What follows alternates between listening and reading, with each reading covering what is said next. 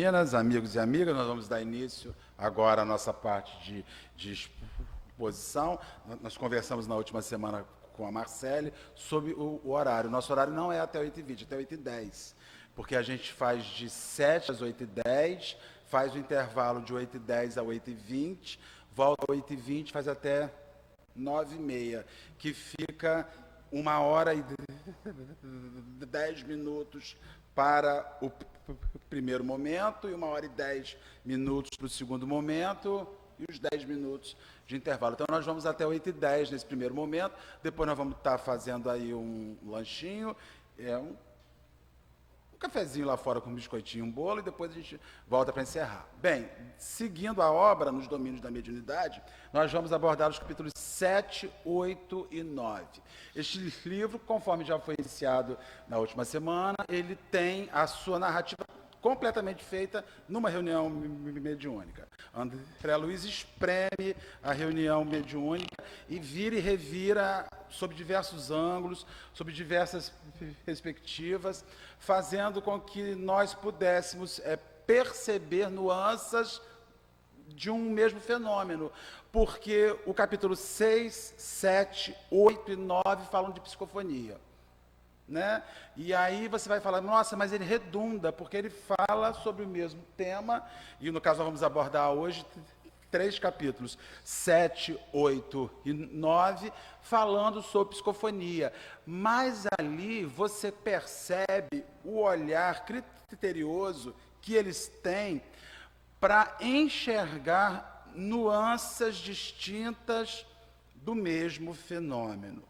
Né? No capítulo 7, nós vamos acompanhar Eugênia, um médium de psicofonia da reunião mediúnica, que é um médium que exerce o mandato mediúnico como médium psicofônico com ciência do que está fazendo, com a ciência da fenomenologia acontecendo por seu corpo. E ali ele vai falar um pouco sobre as angústias que o médium tem e as ansiedades que o médium sofre de ser veículo de uma personalidade externa.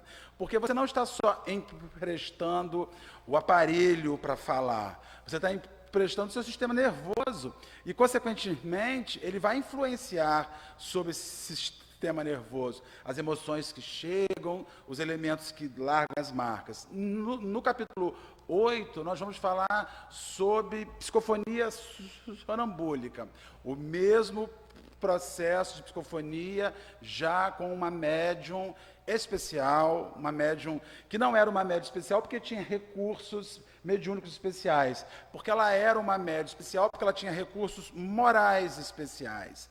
Então nós vamos falar sobre Celina, esse médium que se entrega diretamente em sonambulismo ao fenômeno e que possui recursos suficientes para ter limitação do espírito, por mais arredio que seja sobre ela. E por último, vamos falar sobre um médium que tem os mesmos recursos psicofônicos de Celina, ele da mesma forma se entrega a um fenômeno de psicofonia sonambúlica, porque ele apaga, mas num processo de uma desordem tão exacerbada que vira uma patologia, vira uma doença. Ele vai experimentar os processos ligados à epilepsia, quer dizer, é o momento em que a carga energética que envolve aquele médium já vira uma patologia e ele ganha um contorno de doença.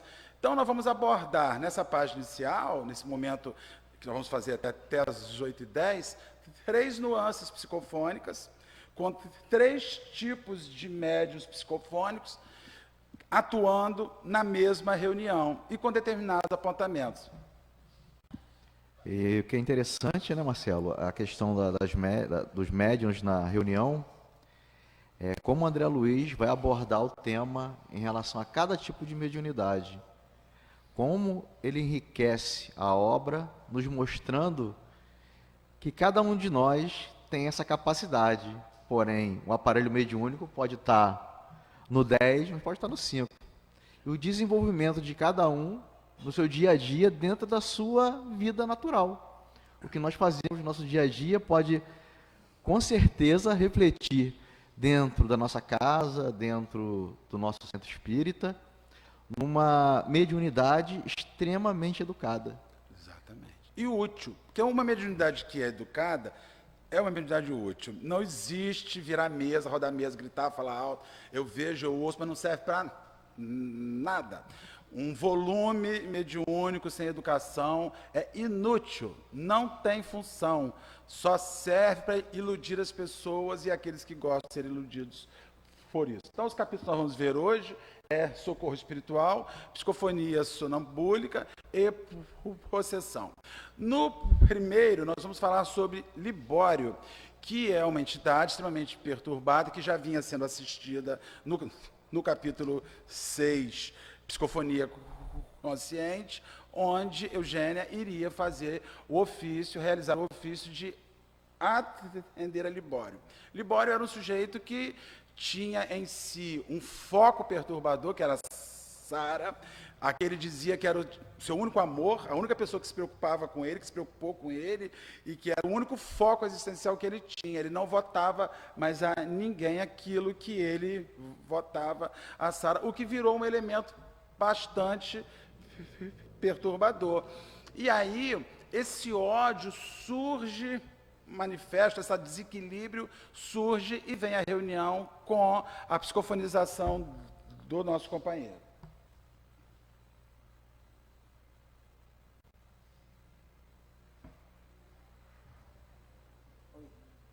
Computador. Como é que você não tem sinal? Tocou aí?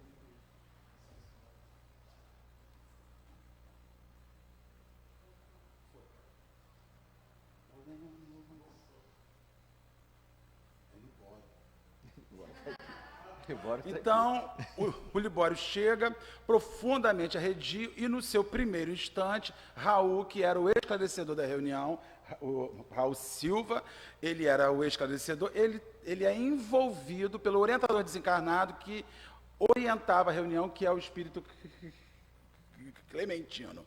Então, a gente já começa observando uma coisa que quem faz aula de mediunidade, quem estuda mediunidade, sobre a dinâmica de uma equipe. A reunião mediúnica, ela tem uma equipe encarnada e ela tem uma equipe desencarnada que gerencia as funções daqueles que estão ali inseridos. Quem chefiava a reunião era Clementino.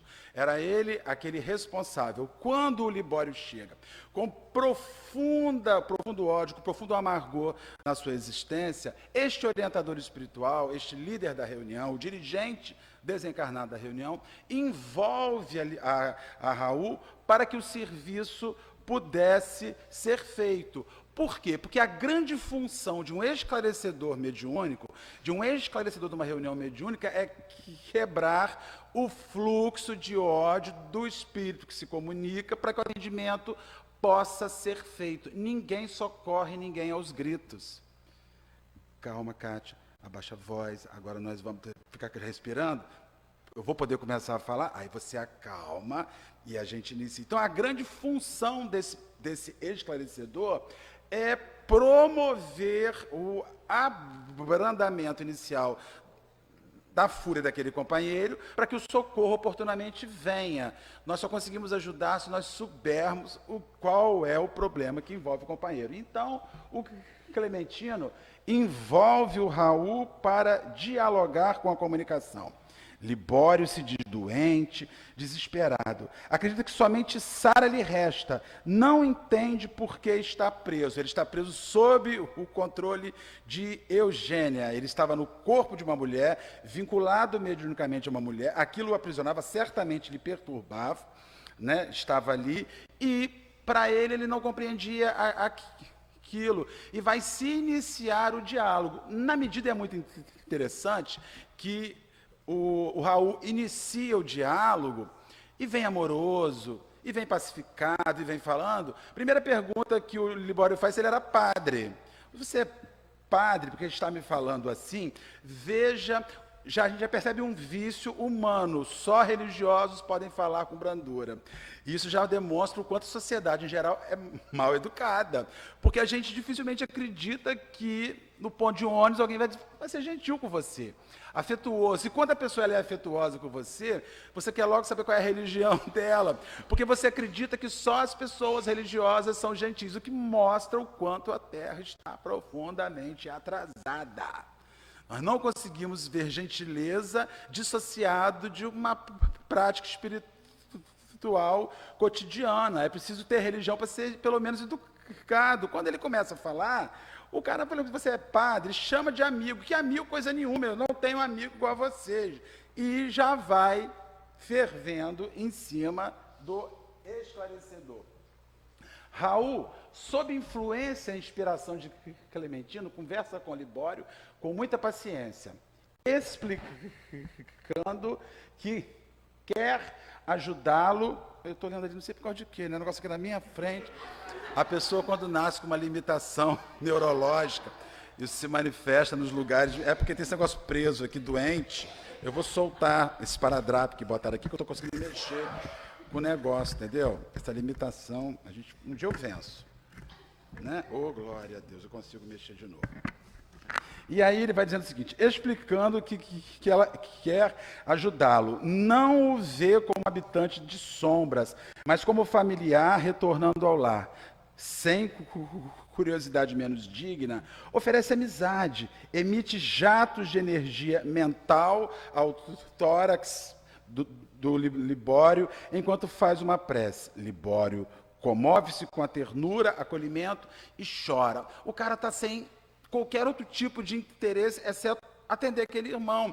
E é muito interessante que nesta reunião fica muito nítido, não sei se você observou isso, que os participantes veem os sofredores como membros das suas famílias, que estão vindo de volta, que estão sendo resgatados de volta. Verdadeiramente, eles olham aqueles perturbados, como irmãos. Tanto a Celina, no capítulo 8, vai fazer um atendimento maternal, né?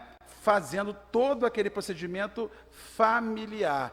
E aí você vê uma coisa muito séria que André Luiz vai afirmar no livro. Não é o argumento só que convence. O sentimento é que chega lá. O espírito ele vai ter restrição ao argumento que você lança, mas ele não consegue ficar impassível ao sentimento real que você projeta. Raul Silva, o esclarecedor, atendia aquele irmão com piedade, com um amor sincero de irmão e queria promover a sua recuperação. Ele estava verdadeiramente preocupado com isso. Marcelo, a gente percebe, né, o quanto, como você falou bem, nós estamos atrasados nessa questão. Porque não muito tempo atrás, nós batíamos nas pessoas em sessões de exorcismo, né? Então, o esclarecimento era feito dessa forma. E Kardec, através dos seus estudos, ele veio nos mostrar a necessidade do amparo e do amor, através do seu sentimento na abordagem a lidar com qualquer pessoa, não só o espírito em si, mas também aqueles que ali estão. Porque nós produzimos em nosso entorno uma psicosfera natural, cada um de nós. E quando a nossa presença se norteia próximo daquele que está para receber o nosso amparo, o nosso auxílio, a nossa energia já é sentida a longa distância. Com certeza. E ali a gente vai ver essa afirmativa que André Luiz fala, que ele se choca verdadeiramente em ver que não era o argumento que convencia, era o sentimento que saía daquela pessoa, né? É por isso que pessoas, às vezes, iletradas, como nós somos ignorantes em julgarmos que o socorro só vem de quem tem letras, né? Joga-se fora muitas vezes a possibilidade de ter alguém com profundo amor dentro de si, com letras nenhuma para te oferecer, mas te oferecendo esses outros elementos que estão ali.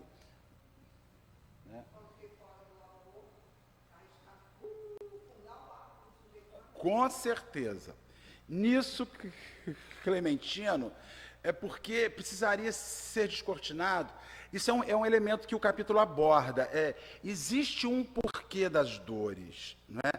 Nós não sofremos a troco de nada. Quando você olha uma vida desorganizada e quer dizer que essa vida começou agora, não começou.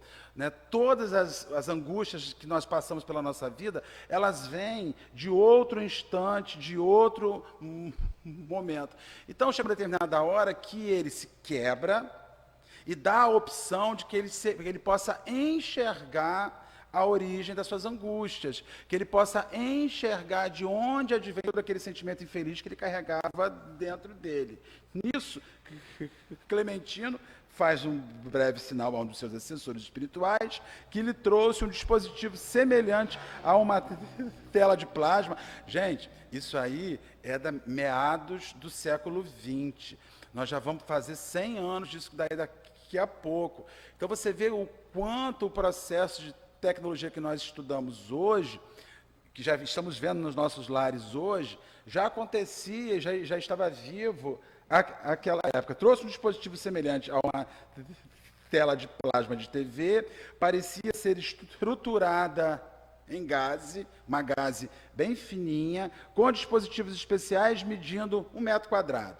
Então, Clementino diz que a continuação do socorro agora viria com esse equipamento. E assim, a gente vai ter o condensador ectoplásmico, né? Mais um equipamento que André Luiz vai dizer. Na última semana foi o psicoscópio, que é aquele que já virou nosso horror da existência, né? Que é ter o equipamento que vai ler a frequência energética da gente e ler aquilo que nós vibramos de verdade e fazer uma visão panorâmica daquilo que a gente é de forma real. O condensador ectoplásmico, ele viria a pegar as memórias de Libório e, através de energia cedida pela equipe mediúnica, estas imagens ganhariam forma nessa TV, nessa coisa de 1 metro quadrado. Então, ele veria a sua vida, ele veria o seu passado, ele veria aquilo que deu origem maior à gama de angústia que ele está passando. Era um condensador ectoplásmico com a capacidade de concentrar os fluidos projetados pelos componentes da reunião.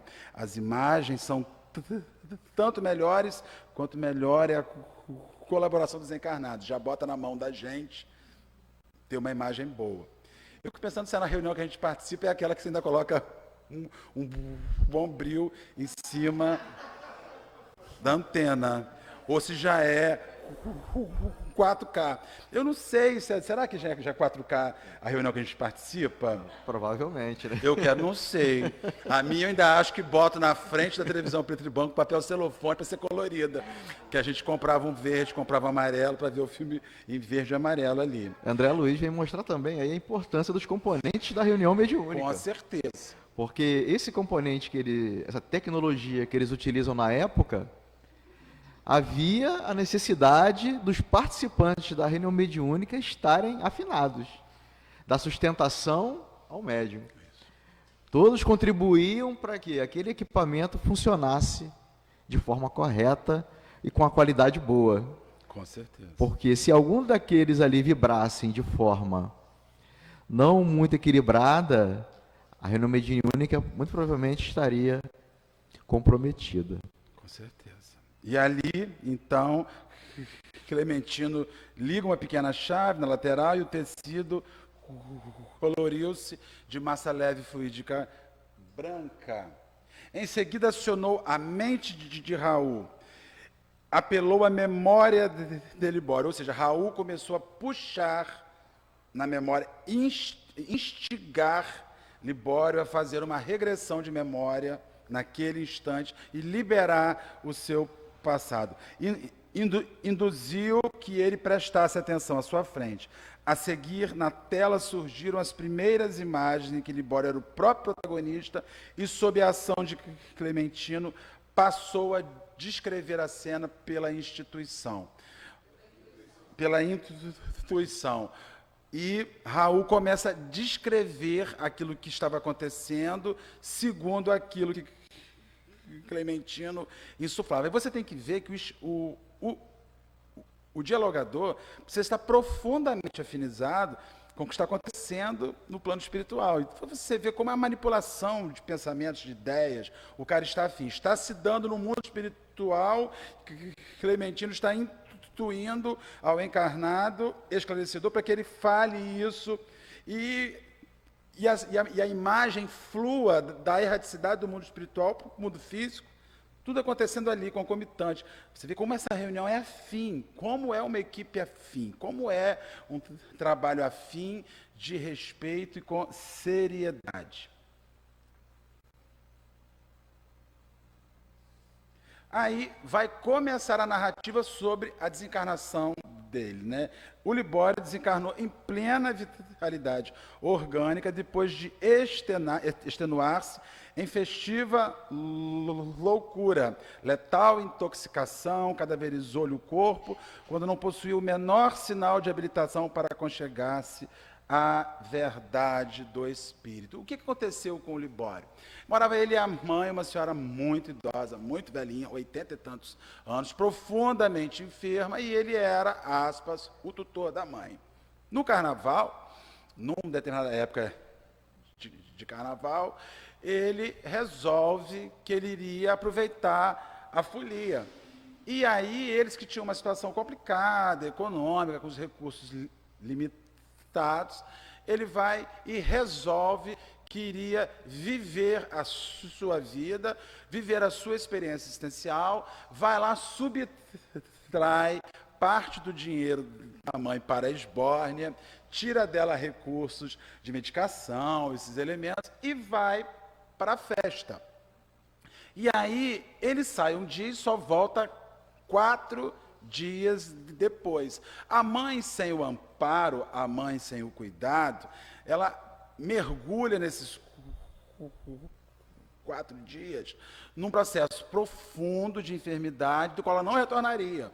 Aquilo viria a levá-la a óbito. E ele, quando volta para sua casa, ele volta tão extenuado, tão exaurido, tão desgastado, que o coração dele não aguenta, ele volta e morre. Então, tu imagina o que é uma desencarnação quando você morre depois de você ter dado uma volta na sua mãe velhinha, ter tirado a grana dela, ter largado a coroa 4 dias de carnaval sozinha, alone, e viver a sua vida. Quando você volta, você encontra a pessoa com a vela na mão, partindo, e você está tão exaurido pelos desgastes daqueles dias que você não suporta, sucumbe.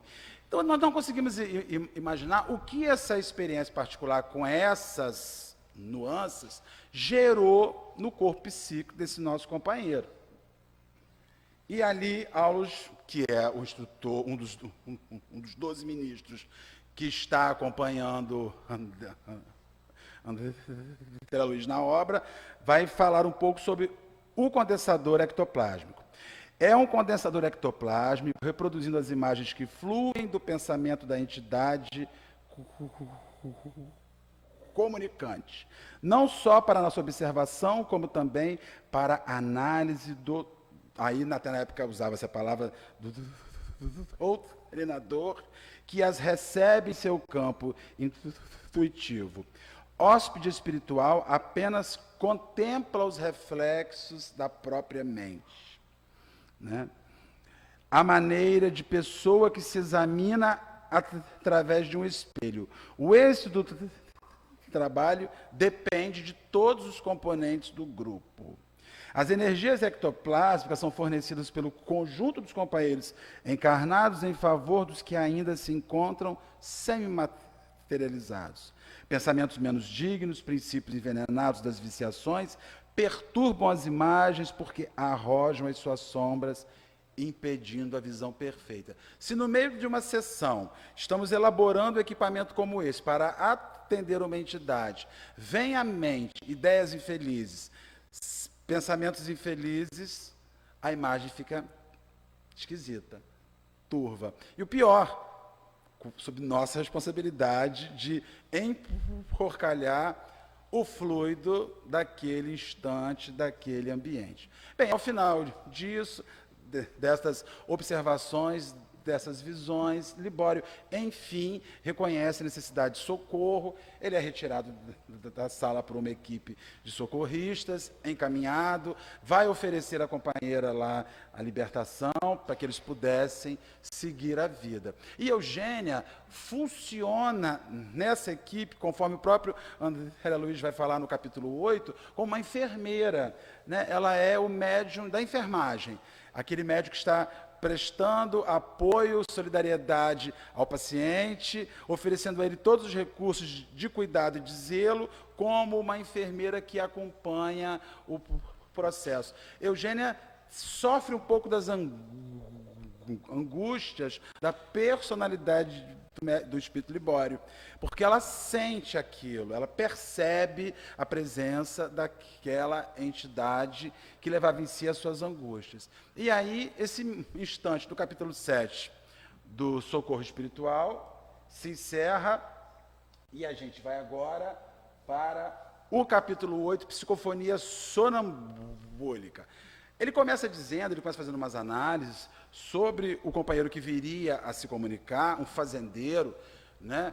E ela diz, quando ela começa a narrar, dá a impressão que ele teria se levantado de um lamaçal, tal a aparência que ele chega na reunião, que era um espírito profundamente embrutecido. E eles dizem na reunião, nunca recebemos nenhum assim aqui. É a primeira vez que nós vamos receber esse tipo de entidade. O sujeito chega com um chicote na mão, ele havia sido um fazendeiro, um fidalgo, né? Sob a guarda de venerado amigo, surge um pobre dementado. Era antigo fidalgo lançado ao subsolo. Fluidos escuros e viscosos cobriam-lhe a roupa, emitindo fortes odores nauseantes. Quer dizer, não só a imagem não era agradável, como o odor não era agradável. Era o espírito que chegava com grandes marcas de materialidade em si, na aparência e no cheiro. Trazia à mão direita um chicote que tentava estalar ao mesmo tempo, que falava muito alto. Quem me trouxe aqui contra a minha vontade? O pessoal já chega para quebrar, né? Ninguém chega amiguinho, né? Não existe. E os espíritos que estavam ali esperando para serem atendidos, todos se afastaram. Todo mundo com medinho. Todo mundo... Quando ele começou a gritar, até os perturbadores ficaram com medo dos gritos que o cara dava, dos chicotadas que o cara dava, meio um Gregório de libertação, exercendo essa influência nociva com o medo sobre as pessoas. Aí gritava, seus covardes, vocês pagarão muito caro por isso. Os privilégios dos nobres são invioláveis. Vêm dos reis que são os escolhidos de Deus. Cativos são cativos. Senhores são senhores. Se fogem, matarei sem piedade. Essa era a ideia que o cara tinha. Que ele tinha o direito de sentar na janela, porque ele vinha de uma família onde os nobres investiram a ele o título, e ali, nessa investidura, quase que no sistema hindu de casta, não se perde, não se tira. E quem tentar tirar e quem fugir disso, nós vamos cobrar, nós vamos em cima. E o espírito era altamente embrutecido. Hilário estranhou tanta agressividade e preocupou-se com a médium Celina. Foi situado com Dona Celina, o melhor instrumento da casa. Não seria como entregar uma harpa delicada a uma fera? Então, Celina era uma senhorinha, médium, e nós sempre na nossa mente, velho morreu e não enterrou. Então a gente acredita que o idoso, que a pessoa que tem uma idade um pouco mais avançada, não tem a coisa a oferecer. No campo mediúnico, tem grandes recursos, em qualquer campo.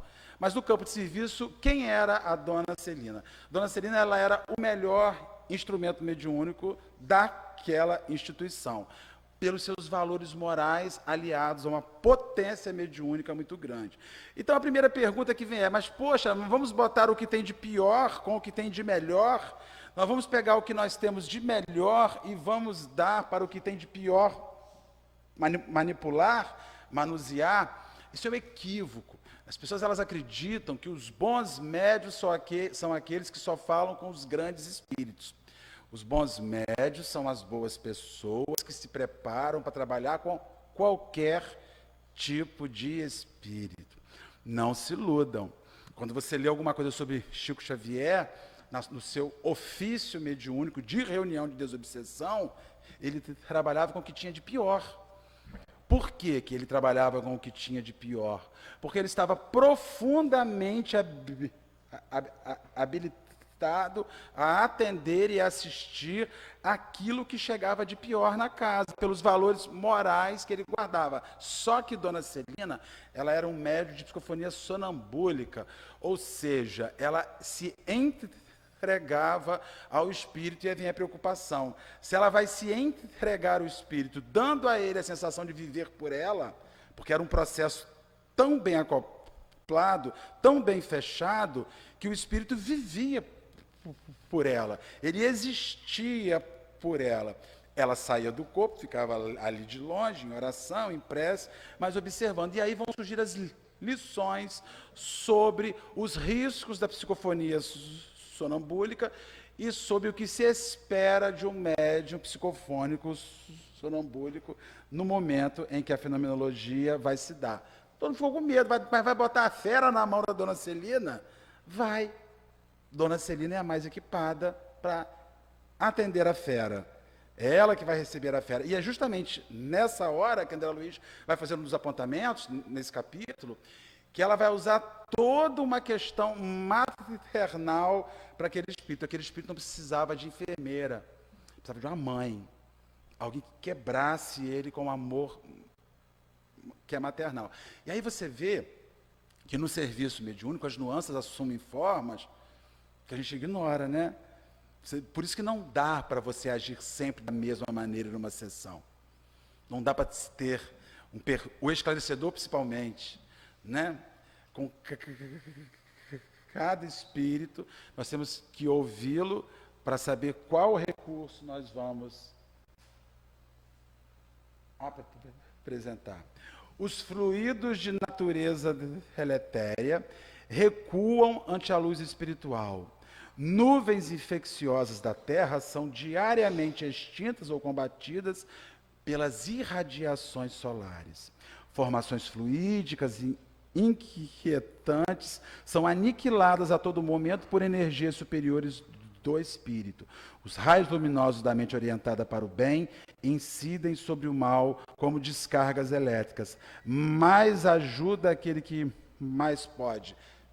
Celina é a companheira ideal naquela hora, porque ele vai descrever o seguinte: ele vai chegar cheio de sombras como ele chegou, ele vai chegar imundo, ele vai chegar pesado, ele vai chegar adensado, e Celina é o que nós temos que pode oferecer a ele justamente o elemento inverso a isso. É ela que vai iluminá-lo, é ela que vai acalmá-lo, é ela que vai dar-lhe a sensação de higienização. Ela estava preparada para não sintonizar com o ódio daquela entidade. Que bacana, né? Eu acho tão bacana quando você pega o seu melhor e coloca a serviço do que é pior. E isso serve muito para a gente.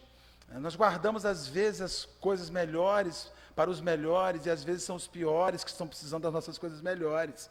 Tire elas, vá lá e ofereça um pouco do seu melhor, ofereça um pouco daquilo que você tem de melhor para aqueles que estão em pior situação. Não guarde a gentileza para quem é gentil só com você, guarde a gentileza para o estúpido, o grosseiro. Às vezes o grosseiro é grosseiro porque falta para ele experiências com a gentileza, e quanto menos experiências ele tem com a gentileza, mais grosseiro ele é, mais estúpido ele é. Então, pegue o que você tem de melhor e distribua para as pessoas, mostre a elas, medique um pouco os indivíduos com essas emanações. Aí ele vai dizer o seguinte, espera aí, que eu passei demais. A psicofonia sonambúlica se dá com o médium em estado de sonambulismo emancipado. Emancipado do seu corpo físico, por efeito desse estado, o médium dele se afasta, permitindo que o comunicante se apodere e utilize como se mais estivesse encarnado. O sonâmbulo dá ao espírito a sensação de estar encarnado, dá ao espírito a sensação de estar vivo. No livro A Face Oculta da Medicina, tem uma determinada hora que o doutor Frutuoso narra que o Gilberto Arruda, o médium de efeitos físicos do Lar de Frei Luiz, nos seus eventos cirúrgicos, algumas vezes quando ele estava com alguma enfermidade, uma debilidade, um resfriado, uma coisa qualquer orgânica, um mal-estar orgânico, ele perdia fluido. Perdia muito fluido, então ele não conseguia construir uma materialização plena para que o espírito pudesse cirurgiar. Quando isso acontecia, o Dr. Frederick von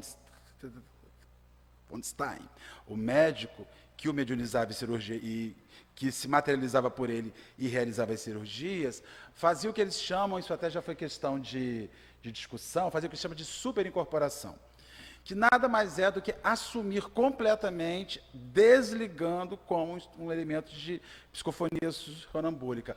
Assumia o corpo e o médium dizia, eu não me lembro de absolutamente nada do que ele faz, eu não tenho consciência alguma do que ele faz em termos cirúrgicos, porque se eu tivesse, eu interferiria, porque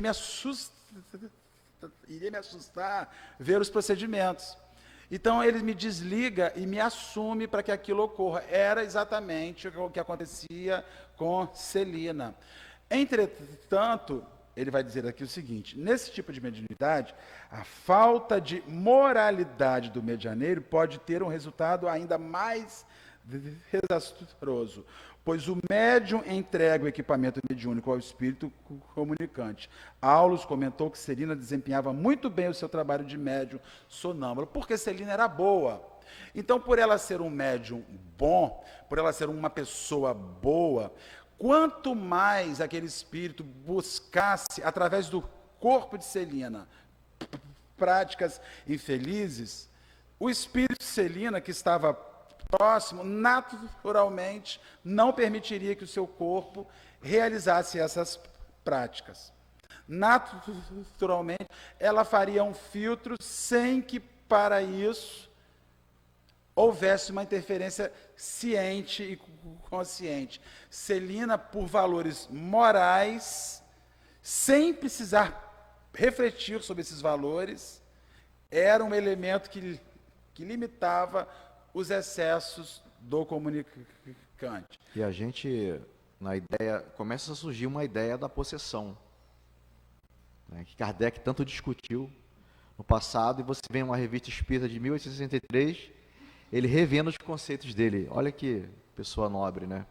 Até então ele até combatia a questão da possessão, mas ele viu a necessidade de refazer essa ideia, fez na revista espírita e fez um comentário sobre a questão da posse, da possessão em si. Até por conta da Igreja Católica na época, que ela falava da questão da posse do corpo por um outro espírito. Kardec vem mostrando anteriormente a questão de isso não acontecer, e depois ele refaz na revista espírita, mostrando a ideia que o espírito realmente, de certa forma, ele tem a posse. Só que a posse, ela acontece o quê? Tanto para o bem quanto para o mal. Às vezes os espíritos evoluídos se comunicam através dos médios, utilizando o seu aparelho mediúnico, de forma que faz com que eles apareçam, né? Mostrem a sua presença no bem, mas no mal também, sim. Então, a questão da psicofonia sonambúlica é você estar emprestando totalmente o seu corpo para que aquele espírito se manifeste.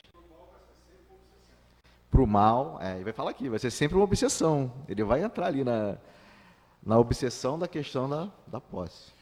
Bem, aí o fenômeno vai acontecendo, a fenomenologia. Celina atraiu com um sacrifício voluntário, e José Maria, o comunicante, desvairado, infeliz e desditoso, imensamente inferior a ela, não lhe pôde resistir. O médium chamou ele para ela.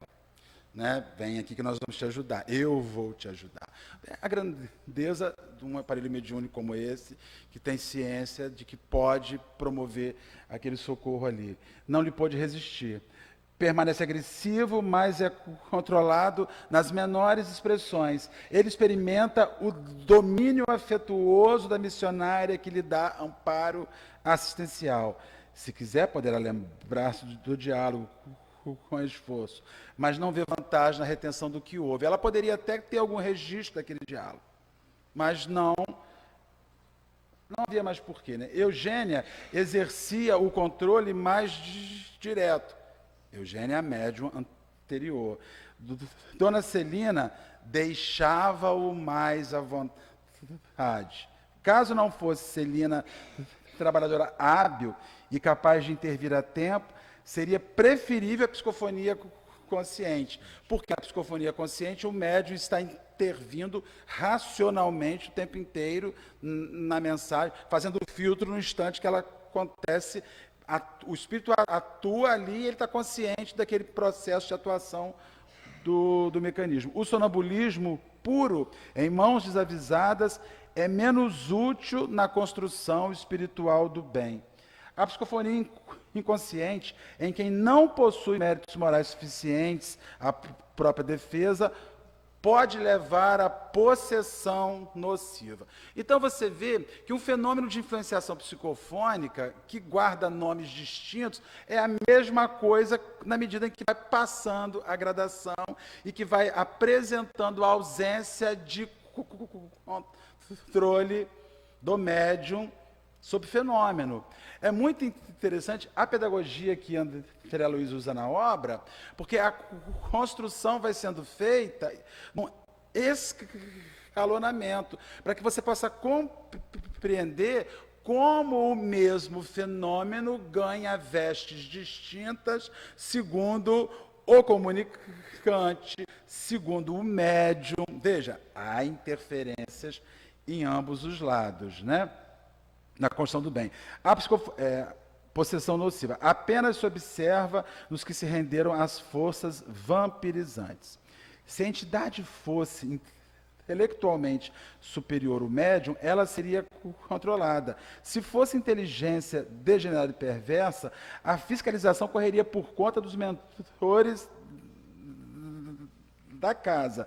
E se mensageiro de elevado patrimônio de conhecimento e virtudes, a médium apassivar-se-ia com satisfação porque aproveita as vantagens da presença. Se o cara não está preparado para aquilo ali, os guias espirituais da casa é que vão ter que segurar o evento. Se é um amigo espiritual superior que anula o médium, baratão, deixa por conta dele, que deve ser mais maneiro ainda, de se ver a fenomenologia se dando, um aulo se comunicando por um médium psicofônico sonambúlico, um Clarencio se comunicando por um médium sonambúlico, deve ser barato, você vê eles assumirem todas as nuances de personalidade, de vocabulário, de impostação, postura, né? É muito legal. E ali, com esta influência de Celina sobre o médium, com o discurso, o diálogo, o pequeno diálogo feito com muito amor pelo Raul, ele se quebra. Porque, a bem da verdade, espíritos assim, eles não vão sair resolvidos, eles vão sair quebrados. Quebra para, em outra oportunidade, continuar o atendimento e dar sequência. Dificilmente você vai pegar um espírito desse, tirá-lo de uma sessão da lama à regeneração no plano espiritual acima de nosso lar. Você não faz. Então, a grande função que esta reunião, o que você vai fazer para uma pessoa como essa? Você vai partir ela, quebrar. Ela tem que ser partida e quebrada e descobrir que existe amor. E ela cede a esse amor. Ela cede a isso e aí ela igualmente é retirada e é levada. Porque a gente percebe que também que os espíritos, eles não saem da prisão deles e vêm na reunião mediúnica. Geralmente, a espiritualidade já preparou. Já estão preparados.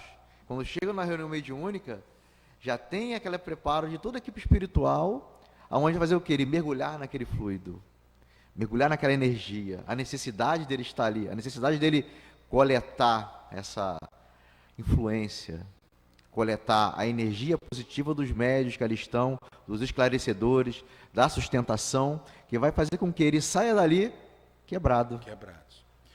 Porque uma reunião mediúnica assim, ô Luiz, no padrão que nós estamos estudando, é uma boa arapuca.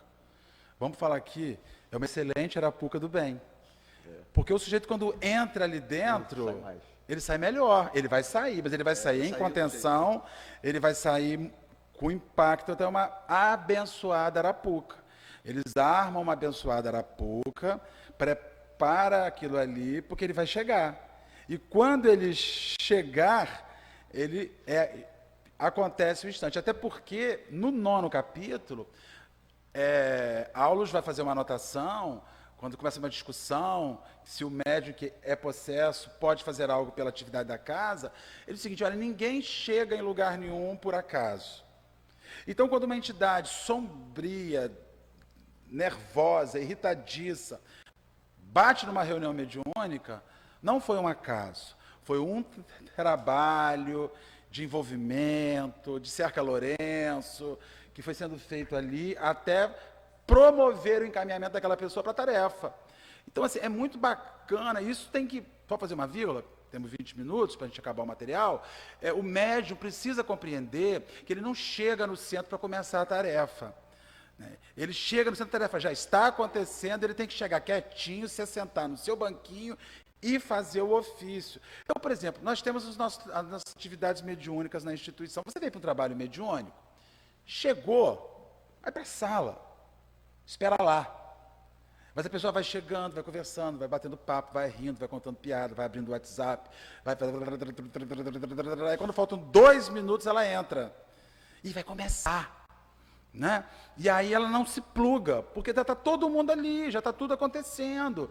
Pô, você está envolvido com uma atividade, você está envolvido numa atividade séria, você é parte daquela atividade, vem para ela, entra nela, chega nela, porque tem toda uma equipe pronta para trabalhar, já está atuando, e a gente chega, é para se somar esse trabalho, não para menosprezar esse trabalho.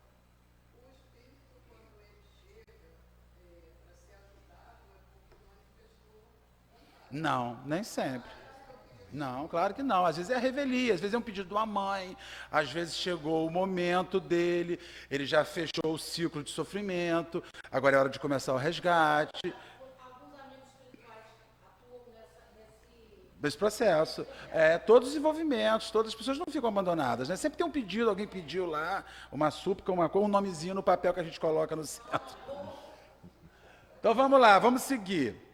Ataque epilético e influência espiritual. A possessão vai começar. Nessa reunião haviam coisa engraçada. Isso não é mais prática usual hoje, mas na época era. 4 pessoas que não eram parte da tarefa, na tarefa, que foram para ser assistidos, né? Que foram para ser ajudados. 4 pessoas encarnadas estavam presentes à reunião na busca de socorro. Entre elas, um cavaleiro agitado, acompanhado de sua mãe, quase Marcelo e Jane. Atendendo às recomendações do supervisor espiritual, os guardas admitiam a passagem de uma entidade evidentemente alocada que atravessou as linhas vibratórias de contenção, vociferando: Pedro, Pedro. Então, aquela pessoa, ela estava ali, foi para ser atendida na reunião e esqueci o nome do dirigente da reunião. Qual o nome dele mesmo? Raul Silva. Não, o desencarnado. Clementino. Clementino. Ele autoriza a entrada do desencarnado. Por quê? Porque eles estavam preparando o material de instrução. Então ele diz assim: como o fim é instrutivo, há o adicional.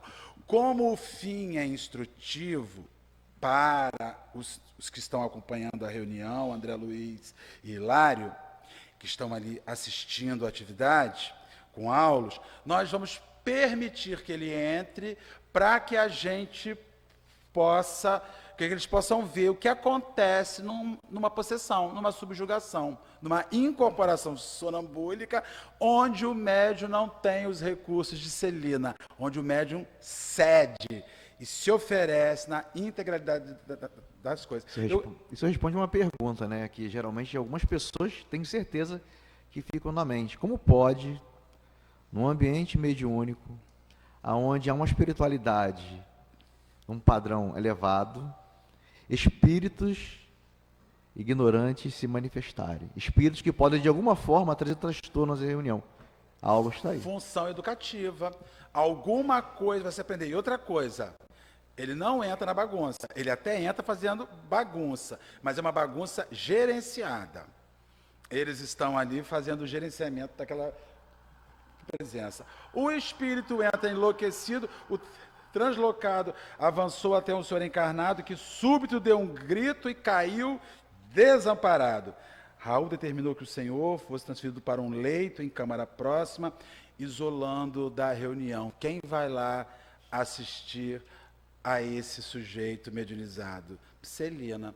Ela que é encaminhada para conversar com ele. Então ele entra num processo de subjugação, de possessão, aonde eles vão descrever que uma nuvem cinzenta envolve todo o córtex cerebral, fazendo uma neblina que praticamente apaga a possibilidade reativa dele.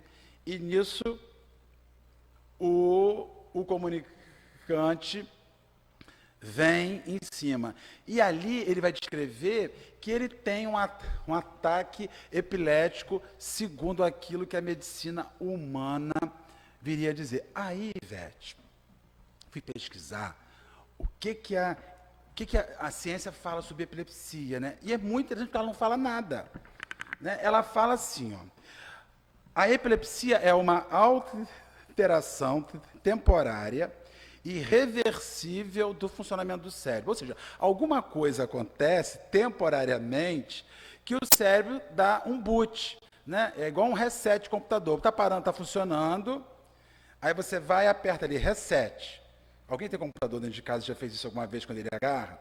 Né? Mas o boot, em quem tem epilepsia, é com ele operante. Ele está operante, de repente, dá uma descarga elétrica no seu cérebro, o cérebro para, e aí ele se desarma porque ele perde todo o domínio neurológico, a boca entorta, a língua vira, porque o cérebro não está conseguindo organizar aquilo, e ali ele vai precisar de alguns minutos, de um tempo, para que o computador cerebral dele reinicie e ele volte a funcionar. Cada vez que nós damos um boot no nosso computador de casa, nós pegamos a agulha que está lendo o HD e fazemos assim, você dá o boot. Ela está lendo, né, Elidio? Você não vai desligar mais, você dá um boot. Aí você faz assim, ó. Quanto mais os boots, mais reset você dá no seu computador, chega uma hora que você inutiliza o seu HD. Sabia? Quanto mais você vai resetando sua máquina, quanto mais ela vai apresentando demanda de reset, reseta, ele está lendo ali, é um HD, é um disco, quando você reseta, ele, aquele que está lendo, bagunça o coreto. E aí, o cérebro, mesma coisa. Quanto mais nós vamos tendo acesso epilético, mais nós vamos queimando neurônio. Você vai perdendo neurônio. Aí a ciência diz o seguinte, é uma alteração temporária irreversível do funcionamento do cérebro, olha só, botei o não bem grifado, que não tenha sido causada por febres, por drogas ou distúrbios metabólicos. Porque febres, drogas e distúrbios metabólicos podem gerar processos de destemperamento neural. Agora, se você não tem febre, se você não chapou, Se você não está metabolicamente passando por nada e acontece isso, é de fora, é espiritual. E aí, por isso que a questão epilética ela está profundamente ligada ao endividamento com as questões fisiológicas. Aí, nós já lemos aqueles momentos.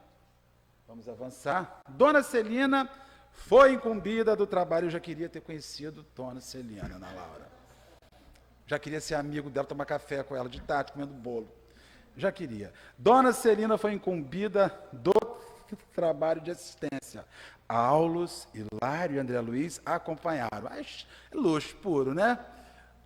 Luxo puro ali. E eles vão acompanhar, porque é maneiro, eles não vão interferir. Olha só, a mulher era tão boa que eles iam assistir o que ela ia fazer, porque eles sabiam que a mulher estava capacitada para aquilo ali. Porque isso é um luxo, é muito luxo, sabe? Ficou assim, bolado com aquilo ali. Pedro estava sofrendo um ataque epilético com todos os sintomas clássicos, músculos tensionados, cabeça para trás, braços retorcidos, dentes cerrados, seguidos de convulsões. Pedro e o obsessor pareciam ocupar o mesmo espaço, a mesma coisa do capítulo anterior. A mesma coisa, ocupar o mesmo espaço. Eram dois contendores em luta feroz. O desencarnado gritava por vingança, enquanto o córtex cerebral de Pedro estava envolvido por escura massa fluídica. Uma doideira na cabeça do Pedro. Celina pressentia a presença do espírito e controlou-se para não se apassivar. Não seria ela a receber ele agora. Deixa aquilo ali, porque nós vamos resolver daquela situação.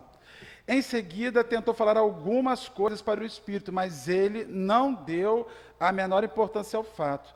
Percebendo que não adiantava falar a esmo, Celina entrou em prece, em voz alta, e na medida que falava, jatos de força luminescente saíam-lhe das mãos, envolvendo os dois contendores em sensações de alívio.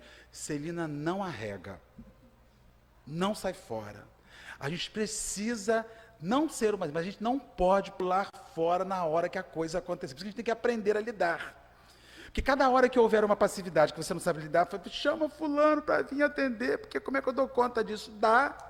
Aprenda. A mulher estava ali com um homem deitado numa cama, com outro homem perturbando ele, em transe mediúnico, e ela atuando sobre ele, e ela conseguindo estabelecer um processo de organização e alívio. Celina entrou em prece, os dois contentadores, em sensações de alívio.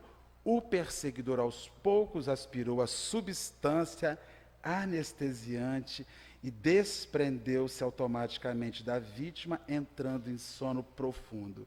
Enquanto guardas e socorristas conduziam o obsessor a um local de emergência, Pedro voltava aos poucos ao normal. Não houve doutrinação. Não havia doutrinação. Ele é tirado por um influxo magnético daquela mulher. O fluxo energético daquela mulher desliga aquela entidade. Já vi isso acontecer. Lá no Amor e Caridade, uma ocasião assim, pois não?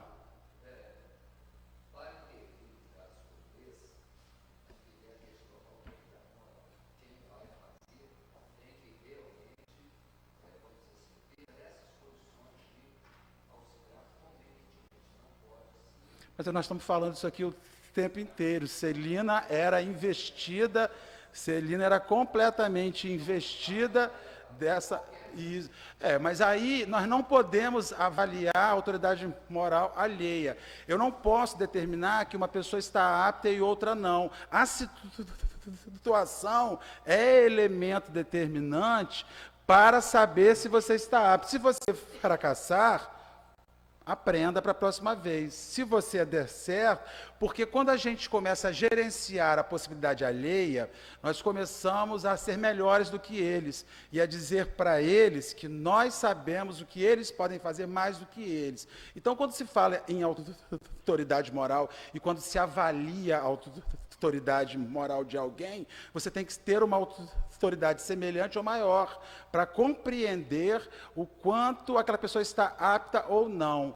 Na verdade, ela estava apta porque ela demonstrava no cotidiano, nas suas práticas diárias, as suas habilidades para essa realização. Ali, para a gente acabar, que já estamos chegando à nossa hora, Aulus aproveitou para explicar o ocorrido, atendendo às perguntas, começou afirmando que este era um caso de possessão. Apesar de Pedro não dispor da consciência do que lhe aconteceu, seu espírito arquivou todas as particularidades ocorridas de modo a enriquecer o patrimônio das próprias tendências. Durante o episódio, as células do córtex cerebral sofreram um bombardeio de emissões magnéticas tóxicas. Aquela cabeça foi intoxicada, aquele médium, aquele perturbado, sofreu uma intoxicação psíquica que às vezes vai precisar de dias para se recuperar plenamente. Segundo a medicina terrestre, Pedro teve um ataque epilético, mas na realidade estavam vendo um transe mediúnico de baixo teor, observando duas mentes desequilibradas pelo ódio. Pedro estava inconsciente do que lhe ocorrera. Por que tanto ódio daquelas pessoas, né? Cerca de 100 anos atrás, na metade do século XIX, esse livro foi redigido na metade do século XX, então ele fala, na metade do século passado, Pedro, ele era uma pessoa extremamente afortunada, extremamente rica, era casado, mas o bon vivant, né? O Dom Juan, que se aproveitava dos recursos. Pedro tinha um irmão que era casado, e aí ele se interessou pela cunhada.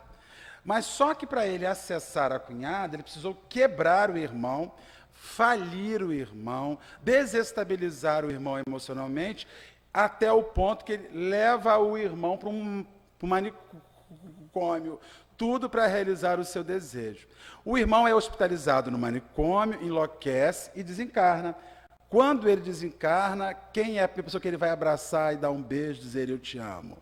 Não é Pedro, né? Porque ele tinha todos os ódios possíveis, imagináveis, daquele sujeito que desmontou sua família, que desarticulou toda a estrutura doméstica e que minou ali esses elementos, né? Então você vai perceber que quando nós olhamos um sofredor, alguém que está em perturbação, né, é muito fácil nós dizermos que há uma força ruim lhe perturbando, mas não é só isso.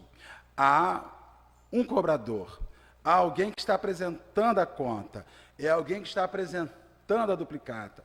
Por isso que o Cristo recorrentemente dizia, antes de botar a sua oferenda no altar, volta e reconcilie-te com o teu adversário. Por quê? Porque se você não fizer isso, se você não desenvolver isso, a probabilidade de você desenvolver uma perturbação espiritual como elemento perturbador ou como elemento perturbado, após o instante que um dos dois não estiverem mais no plano físico, a coisa está acontecendo ali de forma muito séria. Tenho que adiantar para acabar, gente. Tudo começou na metade do século XIX. Pedro era um médico que abusava da missão de curar. O atual perseguidor era seu irmão, cuja esposa Pedro procurou seduzir. Por isso, prejudicou o irmão no campo econômico, social, até interná-lo no hospício, o que o levou à morte. Desencarnado, encontrou na posse da mulher, perturbou-os na existência, ainda aguardou para depois da morte, porque a coisa, quando é bem feita no ódio, caixão não acaba, não. Depois das duras consequências, a companheira, que foi lá, teve a sua participação, mas se sentia menos responsável, porque uma mulher no século XIX, com raras exceções, sofria assédio, não tinha, muitas vezes, como se desvencilhar, né? A primeira a retornar ao mundo. Hoje, ela é essa senhora que recebeu Pedro. A mãe do Pedro era a ex-esposa, que recebeu ele com o próprio filho. Mas o irmão, esse ainda não encontrou forças para se modificar. Aí vai seguindo. Pedro pode ser considerado Um médium, para acabar. Aulos, um médium doente. A sua frequência aos trabalhos da casa, aos cursos e palestras, ajudarão a modificar a maneira de encarar a vida. Sua afinidade com esta casa indica que possui ligações afetivas do passado com o dever de auxiliá-lo. Ou seja, o cara é perturbado, o cara tem suas dívidas, mas o cara precisa disso aqui, porque ele precisa disso aqui para recomeçar, para reestruturar todo o seu mecanismo existencial. Se Pedro se renovar, aplicando-se com o devotamento ao trabalho no bem, modificará o próprio tônus mental, o que também provocará a mudança do irmão. Assim, o médio desequilibrado de hoje poderá ser valiosa fonte mediúnica mais tarde, tão cristalino quanto nós o desejamos. Aí vai dizer o seguinte: o ensinamento é claro. Ninguém ilude a justiça superior. As reparações podem ser transferidas no tempo, mas são inevitáveis. A solução é aprender sem desanimar e servir no bem sem esmorecer. O Pedro chegou perturbado, pegando o rodapé, roendo o rodapé na possessão, mas posteriormente é ali que ele pode se redimir. Agora, ele fecha dizendo que posteriormente, quando ele estiver bem, a epilepsia vai voltar a acontecer como uma lembrança das marcas que ele fez. Ele não ficará livre do processo epilético na vida dele, né? Realizando o seu ofício. 8h10, glória a Deus, parei na hora. Nós vamos respirar um pouquinho, vamos tomar um café, comer um biscoitinho e já voltamos.